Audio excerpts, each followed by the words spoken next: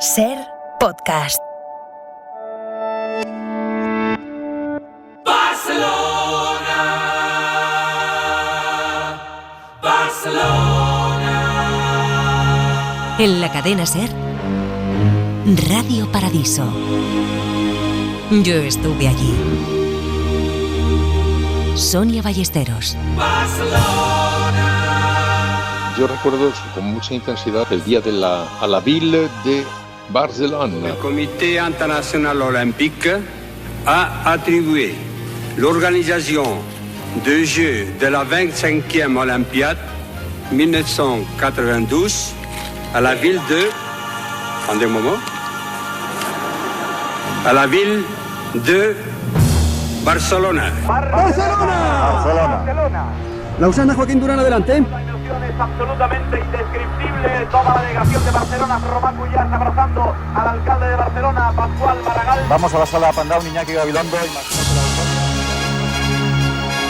Así empezó todo, un 17 de octubre de 1986, y así se lo contaba la cadena SER, que estuvimos ahí, en la carrera para organizar los Juegos Olímpicos del 92 desde el principio. Nos lo van a contar en este Radio Paradiso algunos de sus protagonistas, los que fueron voluntarios, los que ganaron medallas, los que se subieron al escenario, también quienes diseñaron, organizaron y nos contaron esos casi 6 años y 16 días en los que una ciudad se transformó para mostrarse al mundo. Iñaki Gabilondo ha empezado recordando el momento de la nominación. Barcelona por la mañana estaba como en silencio, como si no le importara lo que iba a ocurrir, como disimulando, ¿sabes? Porque en cuanto salió el nombre de la Ville de Barcelona se organizó un pollo que parecía los Sanfermines y montamos una fiesta por la noche en el Apandao. Vino pues mucha gente de todas las instituciones y de la sociedad de todo tipo, y luego a partir de ese momento todas las cosas inaugurales que vimos cuando se descubrió el mar. Yo hice 70 programas directos allí. Aquel tiempo lo vivimos con enorme pasión. Recuerda, Iñaki, una campaña para poner guapa Barcelona y la enorme ilusión que, a pesar del jaleo y el incordio de las obras, se vivía en la ciudad. Los grandes edificios de la ciudad los estoy viendo cubiertos con grandes lonas donde ponía Barcelona Post de Guapa. Era una campaña que se había puesto en marcha para que los edificios, las casas y tal se embellecieran, se pusieran guapas, se pintaran, se limpiaran. Era como una ciudad en efervescencia, ¿no? Es que estaba muy patas arriba la ciudad. Las casas esas embelleciéndose, pintándose, limpiándose todas para que ilustrara y para que brillara la ciudad como motivo de los Juegos Olímpicos. Había una ilusión formidable. Yo no creo que haya vivido ni Barcelona, ni no recuerdo otro sitio en el que se haya vivido una movilización de ilusión tan grande, tan compartida y que no estaba perturbada por ningún tipo de complicación de disputa política. Se habla mucho, Iñaki, del espíritu del 92. ¿Para ti qué fue ese espíritu? Hombre, el espíritu del 92 fue la más asombrosa armonía política que cabe imaginar, aunque hubo muchísimas tensiones al principio. El milagro se produjo porque las tres administraciones se pusieron de acuerdo, cosa que en un primer momento se temió que no iba a ocurrir, pero la verdad es que hay tanto Felipe como Maragall y como Pujol pues demostraron los tíos muchísima altura, mucho nivel y mucha conciencia de lo que estaba en juego, y el espíritu era ese, el de la unión que había procedido del gran pacto de altura, porque públicamente aquello era una armonía muy grande, ¿no? Para acabar, una imagen. Los voluntarios. Ese ejército de chicos y chicas que aparecían por todas partes en la ciudad, como si hubieran brotado de repente, no sé, en un jardín que de repente hubiera estallado, no se hubiera llenado todo de flores blancas de gente que estaba trabajando. La ilusión de los voluntarios, la presencia de los voluntarios en cada cosa que pasaba. Estaban allí como si fueran los embajadores de la celebración, los grandes cicerones de los que pudieran estar más o menos extraviados. Para mí la imagen fundamental es eso, la alegría de los voluntarios. No sé, sería muy bonito que hicierais algo, una pequeña recuperación de recuerdos de voluntarios, que ya serán personas mayores, y que os cuenten cómo vivieron aquello. Porque visto desde fuera, desde luego era la explosión de ilusión más bonita que yo recuerdo. Le hemos hecho caso, hemos buscado y contactado con 2 voluntarios, con Felisa, que cumplidos los 70 sigue acudiendo cada 25 de julio al Estadio Olímpico, y con Enric, que era un joven estudiante y recuerda con pasión esos días en los que protagonizó algunos de los momentos estelares de la inauguración de los Juegos, porque fue elegido para izar la bandera olímpica. Yo recuerdo que nos llevaron hasta arriba del todo, hasta donde estaba el mástil, se apagaron las luces Tú ibas bajando y ibas oyendo un sonido así, y era que los ocupantes de las sillas iban girando la cabeza mientras tú ibas bajando. Fue espectacular. Llegamos abajo, enganchamos la bandera, poco a poco lo habíamos entrenado varias veces, ¿eh? Llegamos justo cuando terminaba el himno, llegamos arriba de la bandera. Enric se había apuntado como voluntario en el 88, cuando aún iba al instituto. Acabó ocupando uno de los puestos más deseados, el de esos jóvenes que tuvieron protagonismo en la ceremonia de inauguración y en el estadio. Para ello tuvo que pasar una selección en Tarrasa, donde vivía. Yo el fin de semana me había hecho daño esquiando, me había clavado el esquí, llevaba el ojo todo tapado y dije, no sé, es que para que me cojan llevo una foto y digo, soy así, ahora tengo esto tapado, pero soy así. Y así lo hice, fui y me vio con un parche en el ojo y le dije, yo soy así. Y supongo que le debió hacer gracia también. Nos hizo caminar 20 metros con una bandeja y tal. Y por lo que fui viendo después, escogieron a gente que medían pues 1,80, yo mido 1,83 y que tuvieran buena planta. A mí me destinaron para ceremonia y nos hicieron manicuras, nos hicieron pruebas de peinados, nos tomaron medidas para los trajes y zapatos que llevamos y todo eso. Fueron 16 días que nunca olvidará. Tampoco los olvida Felisa, una voluntaria que cada 25 de julio... Cada 25 de julio, de 7:30 a 8 de la tarde, nos reunimos un grupo de compañeros. Éramos el equipo EA3 del aeropuerto que nos dedicábamos a hacer acreditaciones. Personalmente voy vestida voluntaria de arriba abajo, conservo hasta los calcetines. Es increíble. Esté donde esté, siempre lo condiciono para estar el 25 de julio debajo del pebetero. Felisa recuerda paso a paso en qué consistía su trabajo y el del equipo. Ellos hacían las acreditaciones en el aeropuerto. Había una persona que extraía del ordenador los datos cotejando con el carnet de identidad. Al lado de esta persona siempre había un policía secreto por ver si de verdad respondía a la persona que se presentaba. Después estaba el fotógrafo, yo estuve de fotógrafa concretamente.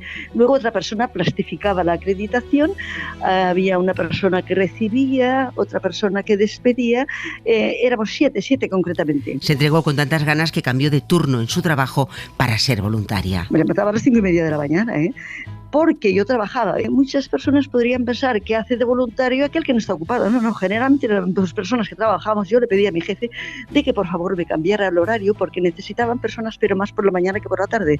Yo trabajaba por la mañana, pero me cambiaban después de que terminaba del aeropuerto, me iba a trabajar a la oficina. Es que era pasión, amor por la ciudad. Vinieron voluntarios de todas partes. Piense que fuimos 44.767 voluntarios olímpicos y 13.540 voluntarios paraolímpicos, y me gusta destacar muchísimo el compañerismo que había entre todos. Piense que la persona mayor de nuestro equipo era un señor, 72 años, Antonio Ballesteros, y la más joven, 18 años. Su misión era hacer fotografías, así que le preguntó por la mejor. Mi mejor foto, más que mi mejor foto, hay algunas personas que me impactaron muchísimo. Mira, por casualidad me tocó hacer la fotografía de la reina de Suecia, Silvia, simpática, muy bien. Matilde Fernández, ministra de Asuntos Sociales, pero la que me llegó más al alma es la de Pascual Margall. Le dije, una sonrisa para la prensa, por favor, y sonrió. Una de las primeras periodistas extranjeras en acreditarse, no sé si con foto de Felisa, fue Martine Audisot, la corresponsal de Radio Luxemburgo en España. Lo que me impactó mucho fue la euforia, el ambiente. Yo me acuerdo, tengo un recuerdo pero increíble de la llegada en el estadio de toda la delegación española. En ese momento había un bastante silencio, había las demás delegaciones que entraban, había aplausos y todo esto, pero cuando entró la delegación de España... Felipe de Borbón, recordemos, es el abanderado de esta delegación española. Hubo como una explosión de alegría, una cosa alucinante, todo el mundo de pie gritando, aplaudiendo, se oyó como un gran clamor.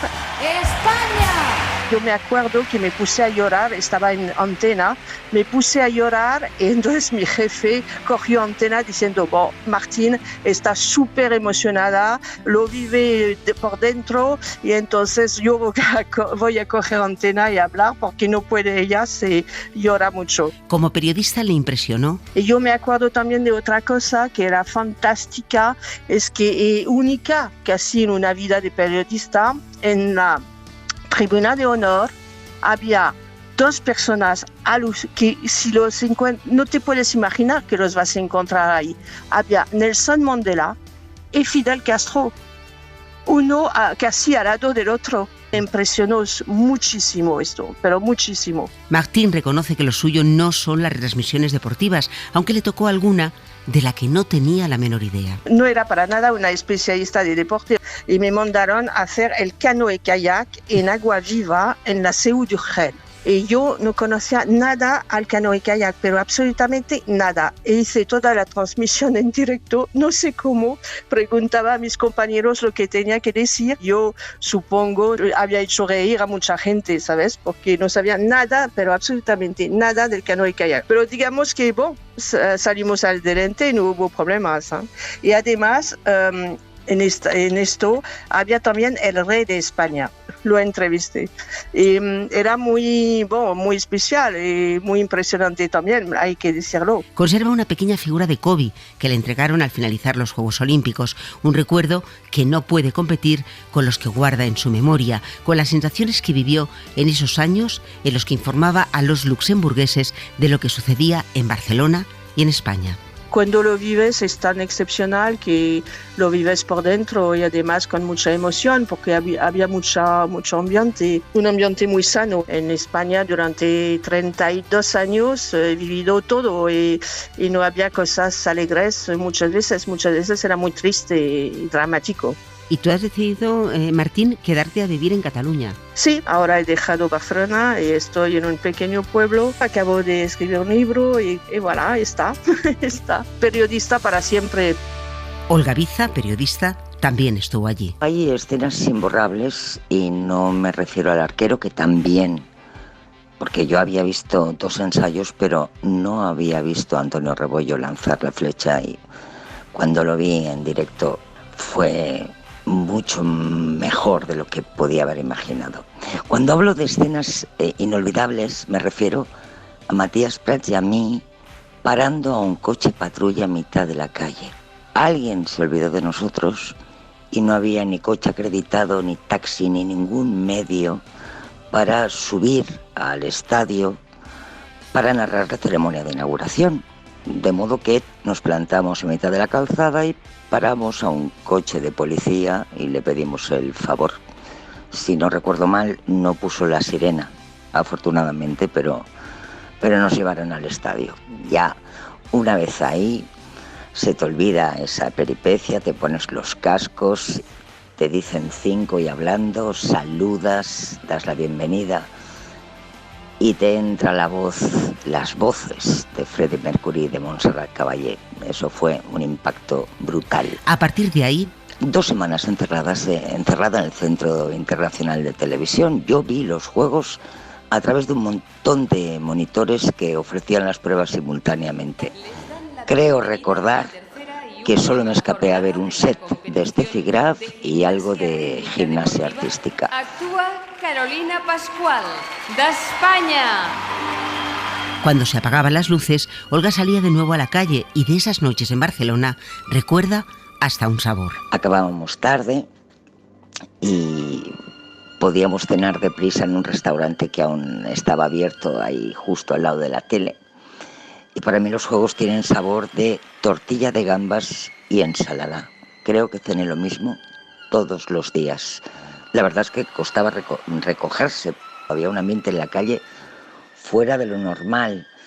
Era, no sé, como un hechizo de verano.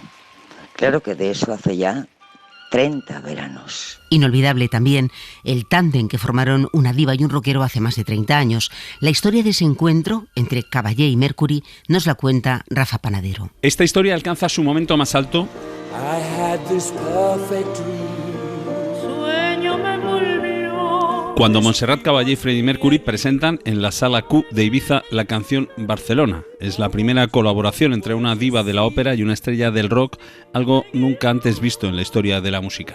Era mayo de 1987, pero el libreto de esta historia se había empezado a escribir justo 4 años antes. Preludio.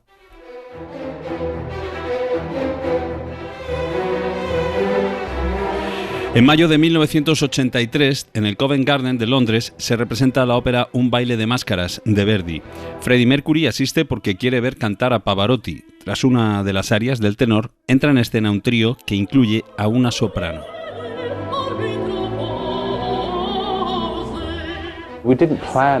No lo planeamos, recuerda en el documental La historia no contada Peter Freeston, el asistente personal de Mercury. La que estaba cantando era Montserrat. Freddie no sabía nada sobre ella, pero cuando terminó su actuación se quedó con la boca abierta. Solo decía, ¿cuándo vuelve a salir? Quiero escuchar más cosas de ella.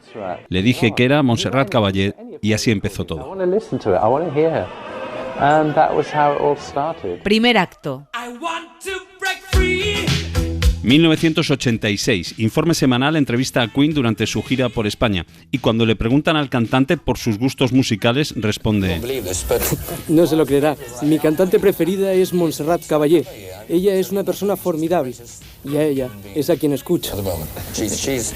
El mensaje llega a la soprano, que decide dar un paso al frente. Segundo acto.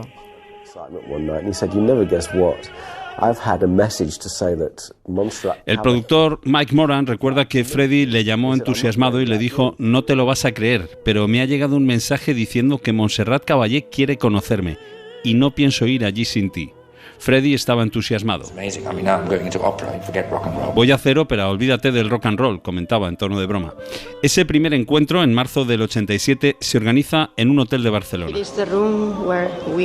Esta es la habitación donde nos vimos, recuerda la propia soprano en el mismo documental. Freddie tenía las manos muy frías, más que yo, y pensé que él también estaba nervioso. Eso era bueno, porque significaba que él también esperaba algo de la otra persona.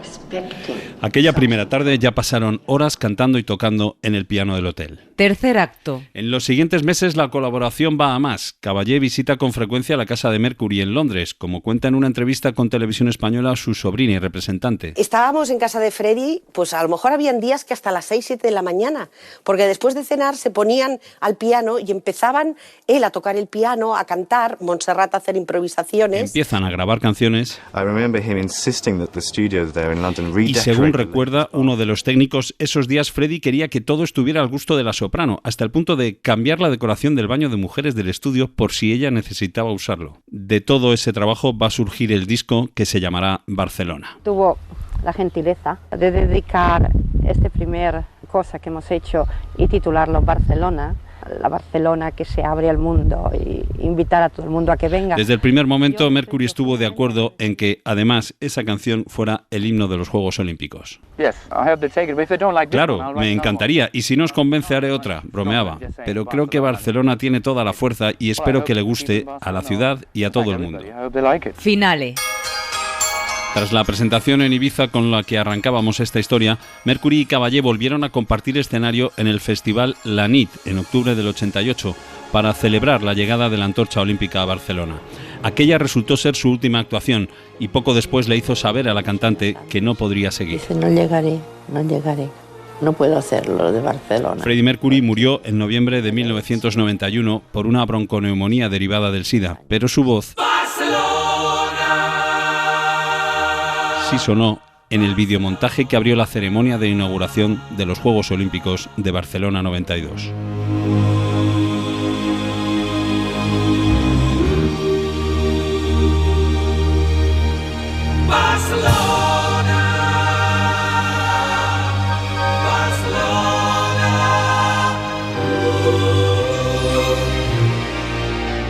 Radio Paradiso.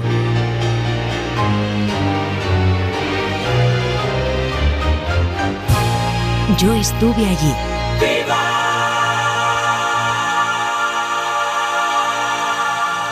Cadena SER.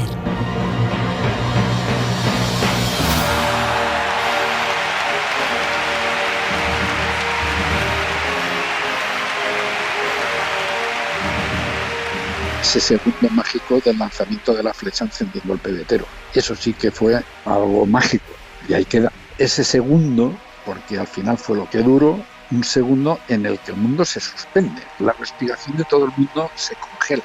¿Qué va a pasar aquí?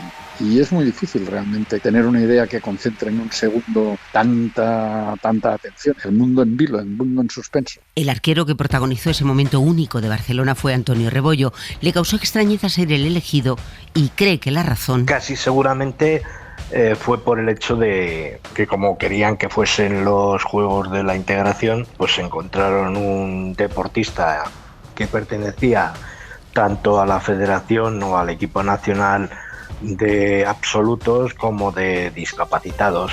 Yo creo que esa fue la fundamental prioridad.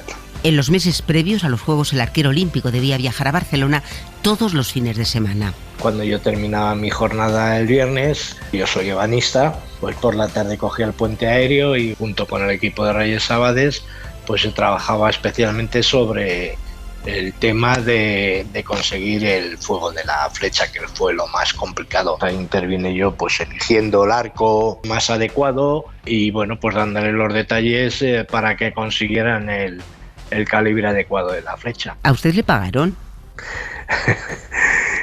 A mí no me pagaron nada, o sea, tuve que de alguna forma presionar con el tiempo para que por lo menos me costearan mis traslados. No digo en lo que es el viaje de la Avental, pero yo tenía que coger un taxi al aeropuerto, del aeropuerto tenía que ir a Montjuïc y bueno, pues esos gastos en principio no se me llevaban a cabo. No me lo puedo creer. Hubo un momento en que se llegó a un acuerdo, porque claro, yo demandaba que eso no era posible, claro, yo que tuviera yo que estar, oye, que mira que me he cogido un taxi, a ver si me lo pagáis. Para acabar, le preguntamos a Rebollo por el truco del encendido, porque no fue la flecha de fuego la que realmente encendió el pebetero. El temor a que pudiera fallar el disparo y sobre todo a que el impacto de la flecha rompiera las tuberías del gas que alimentaba la llama fue la razón de que lo que todos creímos ver no fuera en realidad lo que pasó. No es que tuviera truco, le llaman truco, pero no es un truco, es una puesta en escena. La flecha tenía que pasar por encima del pebetero en un par de metros aproximadamente y había un compañero que actuaba con un sistema de encendido también, entonces era una cosa u otra o las dos al mismo tiempo. El tiro era muy complicado, había que hacer el disparo coincidiendo con un momento de la música en el cual había que contar mentalmente para que el fuego, una vez encendido, no me pasara o no me quedara corto, porque si no se apagaba también. Bueno, que tenía ya su propia dificultad como para luego jugársela. Para que el 25 de julio de 1992 esa flecha de fuego volara por el cielo, en menos de 6 años, Barcelona tuvo que construir los cinturones de ronda, mejorar el aeropuerto, rehabilitar miles de edificios, diseñar nuevas instalaciones deportivas, torres de telecomunicaciones, hoteles, una villa olímpica y conseguir la apertura de la ciudad al mar. Casi nada. Al frente de toda esa movida estuvo, designado por el alcalde Maragall, Josep Miquel Abad.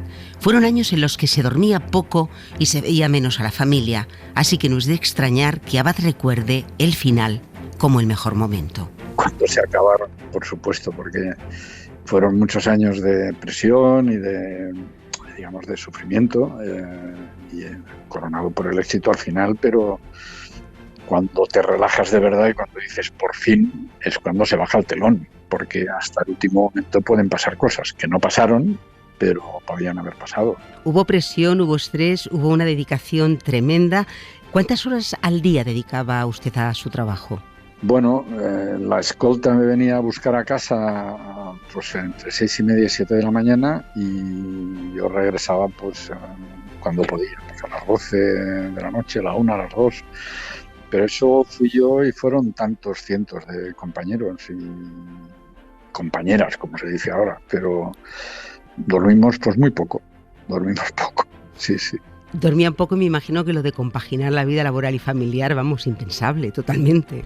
Las familias sufrieron, en fin, hubo situaciones pues delicadas en las parejas, como es normal, cuando uno de los dos dedican todo su tiempo. Un tiempo muy largo para estar permanentemente estresado, pero muy corto para todo lo que se tenía que hacer. De ahí que el tiempo, se convirtiera en uno de los retos fundamentales. Porque teníamos solamente 6 años por delante cuando acabaron los juegos nuestros. Samaranch me pidió, entre otras cosas, recomendaciones para los siguientes y les dije dar un año más, y así lo hicieron. Y después la incertidumbre que teníamos sobre los ingresos que podíamos tener, porque había que empezar a trabajar todo el tema de patrocinios, etcétera, etcétera. Hubo muchos más problemas, pero esos en aquel momento en el arranque eran los fundamentales. Pero, ¿cuál fue la clave del éxito? Que todo el mundo hizo lo que tenía que hacer. Es decir, los profesionales hicimos nuestro trabajo, los políticos pues se mantuvieron a una prudente distancia sin perturbar demasiado la organización. Los atletas competir, la delegación española en muchas disciplinas pues nos colmaron de medallas, la mayoría de oro. Es decir, el éxito, pues que al final todo el mundo hizo lo que tenía que hacer. Quizá además que tuvimos el acierto de conseguir que se compartiera.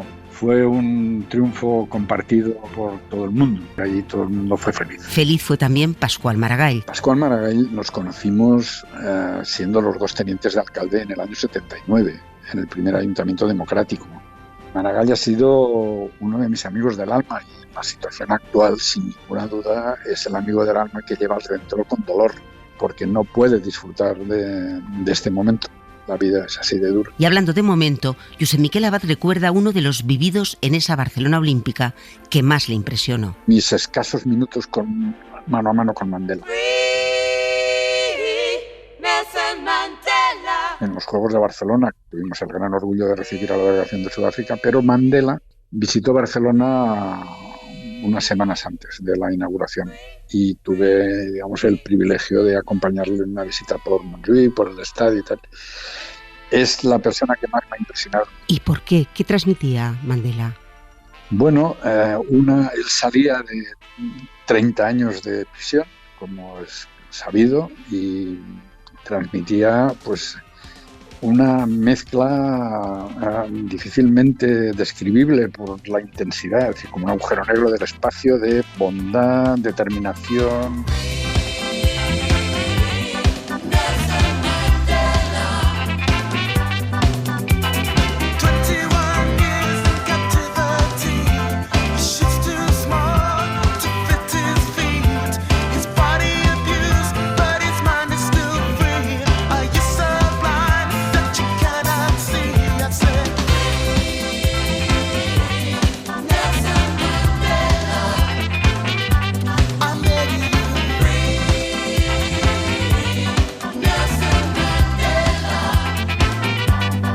Clave fundamental para que cualquier evento, grande o pequeño, sea un éxito es la comunicación. El responsable de ese apartado, el director de comunicación, fue el periodista Pedro Palacios, con quien conversamos, empezando por el principio. ¿Por qué te escogió Pascual Maragall para dirigir la comunicación de Barcelona 92? Pues no lo sé. La verdad es que yo fui el primer sorprendido, porque yo en mi trayectoria como periodista había tocado todos los palos menos los deportes. También es verdad que me di cuenta que el saber de deportes era importante a partir del primer día que empezaba la competición. Antes tenías que tener una visión mucho más general de un proceso de organización. Pedro, ¿en qué consistía exactamente tu trabajo? ¿El objetivo era que se hablara bien de Barcelona? Ese es el desideratum de cualquier DIRCOM. Es decir, que tu señorito, el que tú estás trabajando para él, pues sea lo menos criticado y se valore adecuadamente o justamente todo lo mucho que se hace en una organización. Yo creo que es eso, era básicamente difundir todo lo mucho que se hizo en Barcelona, tratar de que los periodistas estuvieran cómodos, básicamente favorecer la relación entre el comité organizador y los medios. ¿Qué fue lo más difícil de todo? Bueno, lo más difícil de todo es la envergadura del evento. Los Juegos Olímpicos son 28 campeonatos del mundo a la vez, simultáneamente. No hay ensayo general. Se tiene que hacer bien a la primera. Es una operación tan monstruosa desde el satélite de comunicaciones que está a cientos de kilómetros de la Tierra hasta el submarino que está protegiendo la Vía Olímpica o en misiones de seguridad, dentro de esto, de la estratosfera al fondo del mar, todo lo que encuentres tiene que ver con los Juegos Olímpicos. Es un equipo multidisciplinar. Hay dentistas, médicos, veterinarios, informáticos, periodistas, economistas, abogados. Uno lo piensa en frío y dice, Dios mío, ¿cómo me pude meter aquí? Y que es muy complicado, Hay que ser prudente, hay que ser cauteloso y morderte muchas veces también la lengua. Con la perspectiva que nos da el tiempo, ¿cuál crees tú que fue el mayor acierto de Barcelona 92? Bueno, el mayor acierto de Barcelona 92 es su gente. El ciudadano y la ciudadana de Barcelona sintió los Juegos como su gran oportunidad de pasar de categoría de ciudad, de una ciudad que estaba en la mitad de la tabla, a estar en el pelotón de cabeza, con unos voluntarios que fueron la gran alegría y la cara más positiva del proyecto. El gran secreto está en la gente de Barcelona, cómo entendió, cómo apoyó y cómo sintió los Juegos como algo propio. Kobe, la mascota más genial. Ahí lo tenemos, es Kobe, la mascota, imprescindible en todos los Juegos Olímpicos. La de Barcelona rompió esquemas, y eso que en el primer concurso el jurado rechazó todos los diseños presentados, también los 3 de Javier Mariscal. Ninguno gustó, no gustó ni las suyas ni las de nadie, así que el consejero delegado, Josep Miquel Abad, decidió acotar el terreno. La mascota tenía que ser un perro pastor catalán, con la idea más centrada. A partir de ahí yo trabajé un perro de lanas, pero enseguida lo puse de pie porque tenía que ir en bicicleta y lo pasé por la peluquería y busqué un personaje que fuera lo más normal, alguien que podía hacer todos los deportes, pero que no fuera nunca el número 1, pero que fuera un personaje feliz, un personaje también muy mediterráneo, que comía pan con tomate y bebía vino tinto, no sé, y que fuera muy fácil de identificar y que fuera como muy fácil de decir, mira, yo ya lo dibujo, ¿sabes? Ya me atrevo a dibujarlo. O muy reconocible enseguida, al cabo de que lo veas una vez, la próxima vez digas, sí, esto es lo del 92. Y que también pues fuera muy mío. Y ese perro fue la mascota más humana que nunca se ha diseñado. Mariscal no solo le subió a una bicicleta o le hizo navegar a vela, le dio también sentimientos. Y no siempre era feliz. Lo planteé enseguida que se dormía, que estaba triste, incluso deprimido. Y a partir de ahí empezó a nacer un personaje con muchos sentimientos diferentes y con una capacidad de expresar muchísimo más que solamente el benvinguts, paseu, ¿no? Y tratar de hacer algo mucho más humano, ¿no? De alguna manera. De hecho, hace unos pocos años, 3 o 4, en Lausanne, donde está el Comité Olímpico Internacional, hicieron una exposición en su museo sobre todo el grafismo de las diferentes Olimpiadas y me pidieron un Kobe de 8 metros y les pregunté, ¿para qué queréis el Kobe tan grande y tal? Y es el que más nos gusta y hemos elegido como de icono de la exposición este personaje. Esa mascota, para algunos la mejor de la historia olímpica, no fue bien recibida por los ciudadanos. Según una encuesta realizada días después de su presentación, la mayoría rechazaba a Kobe, por raro, por moderno, porque no parecía un perro del Pirineo. No es el caso de Juan Carlos, un madrileño que asistió como espectador a esos Juegos. A mí sí me gustaba, era una cosa, no sé, moderna, alternativa, distinta, sí, o sea, al principio a lo mejor lo ves y no sabes si es un perro o si es una mascota local, pero bueno, yo creo que fue un empuje de creatividad también para lo que son las marcas españolas. Radio Paradiso, yo estuve allí. Y llegó el momento de la competición. Amigos para siempre, means you'll always be my friend. Amigos para siempre, means a love that cannot end. Friends for life, not just a summer or a spring. Amigos para siempre. España consiguió en los Juegos de Barcelona los mejores resultados de su historia olímpica.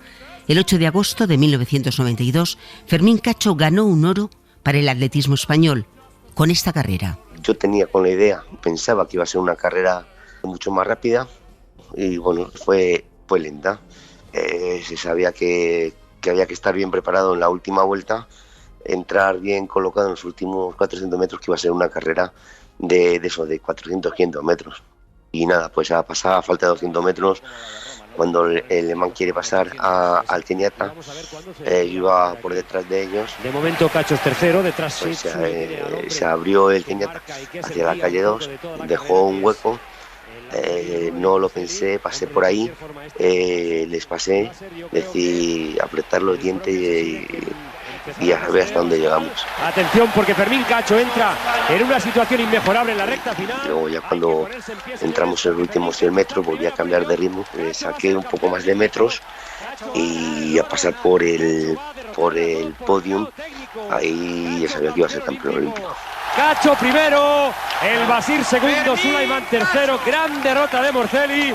Cacho campeón olímpico. Te sientes orgulloso de una prueba mítica, que es el 1500, y ser campeón olímpico en 1500, pues era lo máximo que se podía aspirar con 23 años. O sea que sentía eso, el orgullo de un sueño cumplido desde los 17 años a los 23, cuando Barcelona es elegida como sede olímpica y yo salía de mi instituto. Mi primer pensamiento fue decir, yo quiero estar ahí. Luego, según iban pasando los años, ya no te conformabas solamente con estar, sino de estar y estar en la final. La Villa Olímpica fue otro de los éxitos de Barcelona. Lo recuerdan todos los atletas que pasaron por allí. Era una ciudad en miniatura, situada frente al mar, donde convivían deportistas de todos los países. Cacho estuvo allí, aunque llegó de los últimos. Yo llegué, me parece que 4 días más tarde, cuando empezó la ceremonia de inauguración. Yo compartía habitación con mi amigo Tomás de Teresa. Tomás y yo llegamos los últimos y la habitación que nos tocó, que nos dejaron, fue la que pegaba a un patio de luces, que estaban los motores del aire acondicionado, y bueno, pues ahí nos quedamos y luego había más compañeros de atletismo. Llegó el último a la villa y el primero a la meta. Ese oro cambió su vida, pero sobre todo, nos cuenta, conseguimos que el atletismo tuviera más seguidores. Siempre pensé que terminaban los Juegos, eso ya pertenecía al pasado, eso ya era historia y había que empezar a escribir otra vez, ¿no? Cambió en el aspecto de eso, ¿no? De que el atletismo se hizo más popular, tuvo más seguidores, seguí agrandando el camino que habían comenzado compañeros anteriores, Abascal, González, para que nuestro deporte la gente lo vea, lo disfrute y luche y sueñe con los atletas.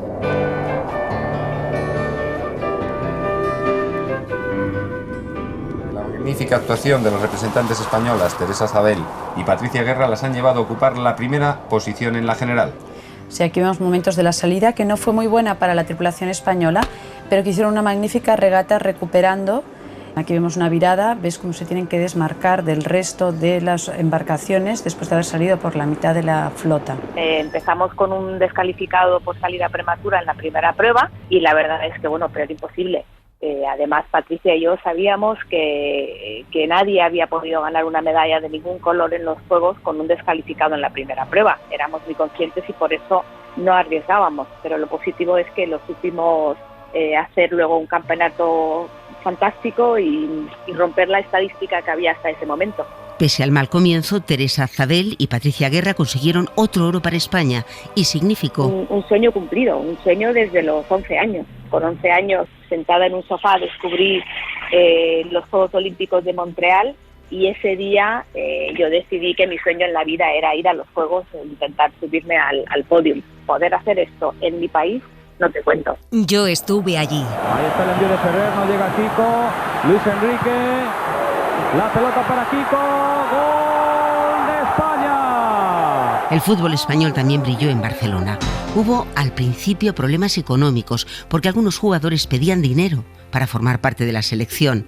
No fue el caso de nuestro invitado, que estaba, nos ha dicho, dispuesto a pagar para formar parte de ese equipo al que llegó de rebote por la lesión de un compañero y procedente de un equipo bastante humilde.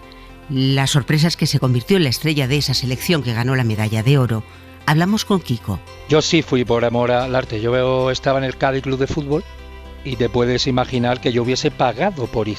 Claro, Guardiola venía de ganar la Copa Europa en Wembley, el otro de ganar la Copa del Rey. Yo había ganado mi Champion promoción con el Cádiz Club de Fútbol, pero para mí era un escaparate que yo era de los que hubiese pagado. Un escaparate que supiste aprovechar muy bien porque fíjate, llegas casi como un desconocido y te convertiste en una de las estrellas de esa selección. ¿Cómo fue el aterrizaje con esos compañeros? Primero fue de admiración, porque viendo a los Guardiola, a Luis Enrique, Solozábal y compañía, era consciente de que era una oportunidad. Te das como cuenta de lo que es el alto standing, ¿no? De decir, joder, aquí esta gente juegan de una manera diferente, sobre todo el Pep Guardiola, que era un adelantado de su época. Bueno, ha sido un adelantado siempre la criatura. Kiko, lo que no quisisteis perderos, no sé si por la juventud, por las ganas o porque intuíais que iba a ser muy, muy, muy espectacular, fue la ceremonia de inauguración, pero os la tuvisteis que pelear. Sí, hombre, es que si encima de los problemas que hubo económicos tampoco nos deja ir a la ceremonia, pues yo creo que al final es de las cosas que se te quedan grabadas. Y es la experiencia de salir, ¿no? Allí, España, y de repente salir tú, que íbamos vestidos, que íbamos preciosos, con nuestra corbatita, nuestros sombreritos, chaqueta azul marino. Parecía que íbamos a dar una vuelta a la Feria de Jerez en vez de a la ceremonia, pero después con lo de la gente del Dream Team, y hubo, claro, que si no cabía la posibilidad, cogíamos nosotros y fletábamos el charter, que lo pagábamos nosotros económicamente. Hasta ese punto llegamos. La cosa era no perderlo, evidentemente, no perder eso. Es que, bueno, si estábamos en Valencia, no estábamos en la Villa Olímpica y no vamos a la ceremonia, al final el espíritu olímpico, ¿dónde lo vives? Y mereció la pena. Acertamos de pleno porque las vivencias, las sensaciones que tuvimos allí, inigualables. Recuérdame alguna de esas vivencias. Una de las vivencias, por ejemplo, Vicente Miera, el seleccionador, dijeron, oye, ya que vais, no liármela, todos tranquilos, no salís del grupo, de la fila.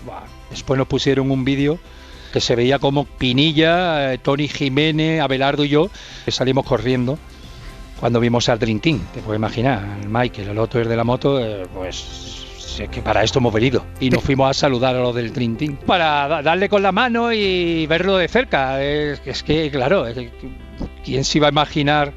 Por lo menos en mi caso, de ver allí a Charles Barkley y compañía, a Pategui, ¿no? El otro, el verdadero Dream Team. Nos cargamos la fila. Kiko, ya en lo deportivo, ganasteis partido tras partido. ¿Cuál fue tu mejor momento deportivo? Ese gol de esos Juegos Olímpicos que dices, increíble, ¿no? Quizá porque casi que no lo tenía soñado cuando vivía allí en Jerez de la Frontera, en mi barriada de La Granja, ¿no? Y tener la posibilidad que en 3 Forest Court se van 15 amigos míos del barrio de toda la vida a verme jugar allí, y se hacen, imagínate, Jerez-Barcelona, Barcelona-Jerez en un día y medio. Y mis padres también, que habían hecho una pancarta de Kiko, el mejor de Jerez, y que tu gol en el último minuto, que no partía, ¿no?, de titular, fueses el protagonista. Después de en que Barcelona, no se había ganado nada, España consiguió 22 medallas olímpicas. En Seúl, 4 años antes, se consiguieron solo 4. El resultado del 92 aún no se ha vuelto a igualar. Estamos asistiendo a los primeros minutos de esta ceremonia inaugural, la obertura Hola, y ese es el grito que precisamente se escucha ahora. Qué bonito, María Esperanza. Precioso. Y al mismo tiempo, además, una especie de grandes gigantes en bicicleta. Estaban también 56.000 espectadores se sentaron en las gradas del Estadio Olímpico para asistir en directo a la ceremonia de inauguración de los Juegos de Barcelona. Uno de esos espectadores era Juan Carlos, un madrileño en Barcelona 92. La verdad es que me tiré allí y fui a ver la inauguración. Tuve la suerte de estar en la inauguración. Y luego me fui la segunda semana entera, estuve en Barcelona, unos amigos nos dejaron su casa y tuvimos la suerte de pasar allí una semana entera, pues corriendo de pabellón en pabellón y de pista en pista para ver los máximos deportes posibles. Juan Carlos reconoce que se pasó buena parte de esa ceremonia llorando. Toda la ceremonia de inauguración. Yo es que soy un friki del deporte y de los Juegos Olímpicos, o sea... no sé, los valores estos que tienen, pues a mí, no sé, seré muy sensible o seré muy tonto, pero a mí me encanta. Y la verdad es que vivirlos en directo, con una ceremonia además que fue espectacular. Cada momento de esa ceremonia de inauguración para mí fue especial, ¿no? Y no sé, ver por ahí cómo entraba la bandera olímpica, cómo le izaban con el himno olímpico, la encendida de la llama olímpica, pues la verdad es que sí. Yo me emocioné varias veces en la ceremonia. Antes de la emoción, tocó conseguir las entradas. A través de la antigua Banesto, tú rellenabas una solicitud de lo que querías ver y si había más solicitudes de las entradas disponibles, pues hacían un sorteo y tal. Yo, que soy muy Excel, lo que me hice fue un planning de la releche, días a días, deportes a deportes, viendo todo el calendario que había, pues para intentar aprovechar lo máximo posible. Y como la oferta era tan amplia, tener muy claro lo que se quería ver. Las preferencias mías eran el atletismo y el baloncesto, porque vino el Dream Team, Michael Jordan, Magic Johnson, Larry Bird. Es que no van a salir otras selecciones, pues es imposible. Y bueno, pues prioricé, y menos mal, a ellos con respecto a la selección de España. Enganché una jornada entera para que pudiera verlos a ellos y eso fue apoteósico, la verdad. David Robinson, Irving Magic Johnson, Michael Jordan, John Stockton. Juan Carlos conserva no solo los recuerdos de ese verano, también las entradas y algo más. Las tengo, sí, tengo un álbum de fotos, que entonces no eran las fotos digitales todavía, fotos físicas, digamos, ¿no? En papel. Me traje varios recuerdos, una camiseta, que ya no me vale, una gorra que sí que uso, y mis famosos Cobis, que son unos vasitos de licor, que bueno, pues yo creo que ha sido mi primera discusión con mi pareja, porque no entiende el significado, la simbología que tienen para mí, y los tengo guardados a los pobres en el trastero. Y vamos a la clausura. Esa voz que se oía de fondo era la de Constantino Romero, pidiendo a los atletas que se bajaran del escenario para evitar que se hundiera. Nosotros habíamos ensayado esta ceremonia al dedillo, es decir, donde nos teníamos que poner, estaba todo milimetrado, aquí, este paso aquí, ahora ya. Salimos al escenario y vemos que aquello se empieza a llenar de gente. Claro, la primera impresión es que, digamos, todo lo que habíamos preparado no había servido para nada porque se iba a anular o se iba a parar, etcétera, ¿no? Estábamos rodeados de atletas. Los atletas iban con botellas, bebiendo, cantando, era su momento, era el momento de la fiesta, ¿no? Con el riesgo de que el escenario, que era un escenario de madera, pues se estaba moviendo con el peso de tanta gente, que no estaba previsto que subiera tanta gente, en fin, que podía haber acabado la cosa un poco, digamos, como una apoteosis final un poco dramática, ¿no? Pero bueno, finalmente la voz evidente de Constantino Romero quedará para siempre grabada, pues un poco alentando a las personas que habían subido, los atletas, que bajaran. Nos contaba ese momento Xavi de los Manolos, que junto a Peret y los Amaya cerraron los Juegos de Barcelona. La rumba catalana protagonizó ese final. Los Manolos subieron al escenario en un momento en el que los éxitos les acompañaban. En ese momento nosotros, en el año 92, habíamos tenido un gran éxito con una versión en rumba de una canción de los Beatles que se llama All My Loving. Entonces, en ese momento, la verdad es que estábamos un poco pues como grupo top y yo creo que es el hecho que influyó básicamente para pensar que una propuesta festiva como la nuestra podía encajar perfectamente en una ceremonia de clausura de unos Juegos Olímpicos.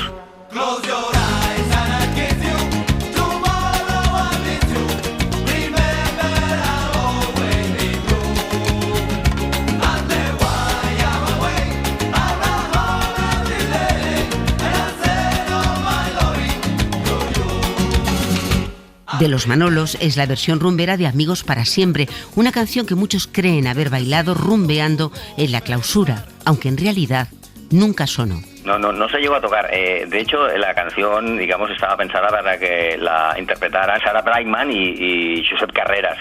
Nosotros lo que pasa que en ese momento estábamos muy pendientes de trasladar al lenguaje de la rumba pues cualquier canción que fuera susceptible. Con Amigos para Siempre pues lo intentamos, lo probamos y pues al final se ha convertido en una canción que es seguramente un himno a la amistad. Amigos para siempre, mi chulo,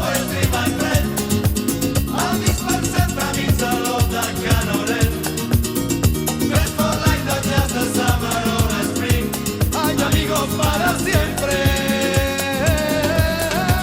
I feel you need me even when we are apart. Just knowing you are in this world can warm my heart. Best for life, not just the summer or the spring. Amigos para siempre.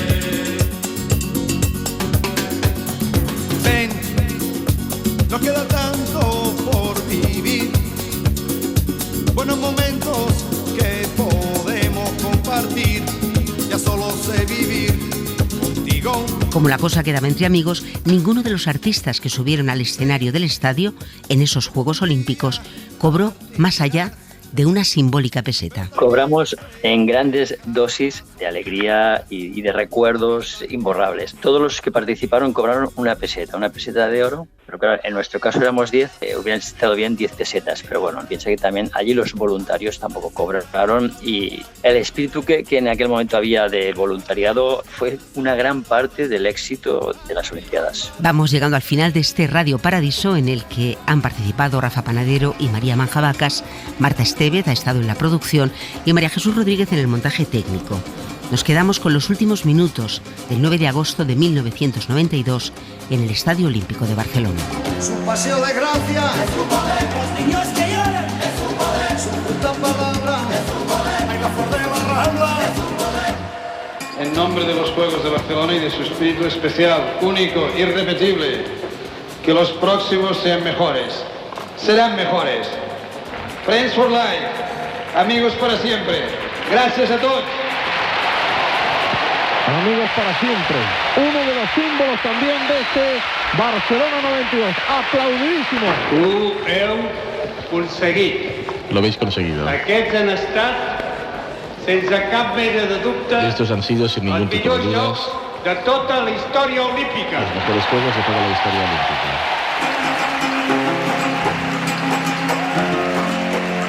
En la cadena SER, Radio Paradiso. Yo estuve allí. Sonia Ballesteros.